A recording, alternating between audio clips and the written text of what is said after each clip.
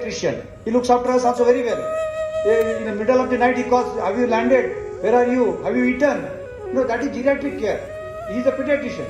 So that kind of care. Transfer knowledge, and that should be something that we should continue, because if you don't pass on the knowledge to others, everybody says, I've got great experience. Yes. When they came back home, we all used to wait for them to finish their showers and then come back into the house when they went to practice. I think all HIV practitioners have been facing that for forever. I think even today the stigma exists. Really congratulations to each and every one of you. Mental will go on, and now it is going on their own. And then we realized that because of this thing, the HIV prevalence in Maharashtra went down. We used to distribute almost 1 million blood every month. And then we talk about HIV in India, it went down. Selecting and kind of proposing to each other. So there were a lot of restrictions. They don't want to marry intercaste. They don't. आपको business का चाहिए, आपको इसका चाहिए, आपको vegetarian खाने वाला चाहिए. So there were a lot of difficulties. But still we got ahead of that. Then we started publishing AIDS Asia magazine because we thought whatever experiences are there, they should be collated. But inaugurated on I think 5th of February 1995. Sunil Dutt came, Rajma Abdullah came, and then we realized that when we are running the clinic, we have to walk 1 mile extra because sometimes people come. One of my patients was a High Court advocate, and he said, put a question to me. He said, you are saying you don't marry. And if I don't marry, then I will still have sex. If I marry, I will be receiving only 1 woman. If I don't marry, I will be receiving at least 10-15 women. This was a big question to me. So I said, okay, then we should be still in government. And that time there were not so many channels, so there was only Doordarshan. And Doordarshan came and they thought, Dean is saying you are telling lies. So I said, these are case papers. So I shared only one lie. And this matter went to the assembly, and I was about to be suspended from my government service. And I didn't know what to do. I went to the opposition leader, Manoj Joshi, he later on became chief minister. I said, sir, they are going to sack me from job. So he said, oh, come to me with all the papers. So the moment the health minister opened the mouth that this doctor doesn't listen to anybody, doctor has diagnosed a case where he admitted the patient was discharged, he raised the issue, what is wrong? And if at all, the health minister should be sacked. The moment it came to the health minister's survival, I was saved. And I was sitting in the gallery, and next day morning there was an editorial saying that when all this thing was happening, Dr. Gilada was sitting in the Prussia gallery and he was smiling, meeting me. So I think that was the time when for every case we used to fight. Then the case came about the blood donors. For your surprise, we found some blood donors coming HIV positive. And we asked them, where are you donating blood? No, I'm donating at this ram beste. We are selling blood. So the concept of blood seller started by us that time. That these people were going to 15 blood banks in Mumbai and Thane and 3 blood product manufacturing units. And those 3 were Serum Institute of India, of Dr. Cyrus Poonawalla that time, Associated Laboratories and Bharat Serum.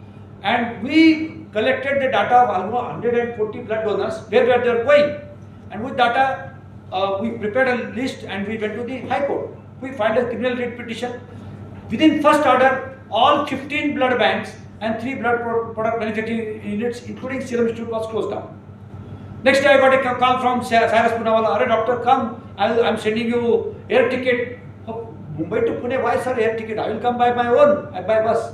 I went there with a giant man sitting in his office. He said, "You tell us what is wrong with us." I said, "There's nothing wrong, but the people who are donating blood, they were positive. Therefore, if your input is productive, output is really positive." So he said, "There is no guideline. You see how best we are doing it here, and we provide them residential plating." So High Court gave a guideline, and then all the units started. But Maharashtra was the first state in the country to start HIV testing in all the blood banks. And by that time, we realized that they were not doing syphilis tests. At that time, this was considered as a holy cow. All blood banks were holy cow. That they are helping people. A lot of pathologists used to draw blood from one and giving to another. And at that time, there was a film release called Amar Akbar Anthony. Mother was lying in between, and blood was coming from Amar Akbar Anthony going into mother. And that was the concept of fresh blood transfusion. And we needed to change that mindset. And during that time, again, there was another revolution happened in my family. My second daughter came. So revolution after revolution. And then I realized that in 1991, because when the government likes people who will say yes sir. Always go down. You can do anything, but you say yes sir.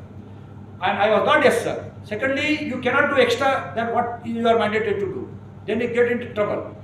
And I realized that I am fighting two viruses. HIV virus, yes. The government virus. I said I am a small man. I cannot fight many viruses at a time. So let us keep a fight against the government virus. I made a resignation letter. I went to my director. I said, Madam, you wanted me to be out for many times. Now I am resigning. So let us come together and fight against HIV. So I resigned. After I resigned, I started my clinic at a private setup for 2 hours. On 1st January 1992, about 420 people came, ate ice cream, went away. 2nd January, my first OPD, sitting in my OPD, and I got a call from owner.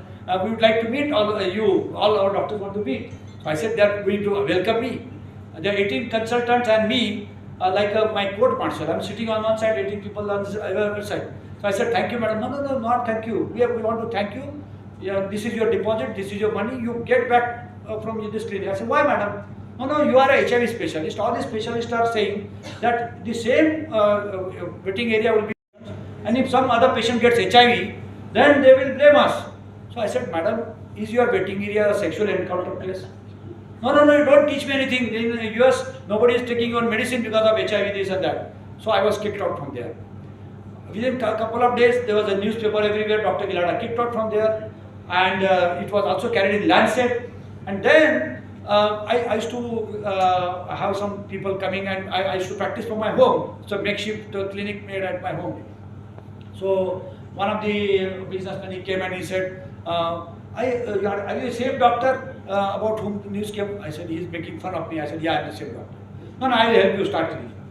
So I thought he just sympathizing with me. After a couple of months again he said, do you really want to start clinic? Yes, I said, would like to start clinic. I didn't give any heed. Third time he said that, I think you don't only think for publicity. You are not interested in starting clinic. I am offering help. So I put a question to him that, you are not a doctor. You are a businessman. I am a doctor. How will you put money in my business or any kind of work? I don't know whether it will run or not. He said, don't worry. The premises will be in my name. You run the clinic. If you run successfully, then slowly we can buy out the premises. And that's how we started Unison Medicare.